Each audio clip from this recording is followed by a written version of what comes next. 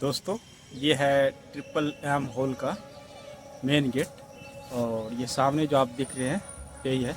इसमें 4 ब्लॉक है दोस्तों। जैसे आप सेट पढ़ते नहीं है, और सेट में भी 2 प्रकार का सेट मानते हैं, इंडेफिनिट सेट, डिफिनिट सेट। उसी तरह से ट्रिपल एम का भी 4 ब्रांच है। एक ब्रांच आपको दोस्तों इधर मिल जाएगा, एक ब्रांच दोस्तों आपको इधर मिल जाएगा, 2 ब्रांच इसके अपोजिट है। इधर जो आप देख रहे हैं, इधर इधर L L hall, L L R नहीं, एल बी एस होल, उसके बाद आज़ाद होल। चलिए अब आपको साइकिल से आज टूर करवाते हैं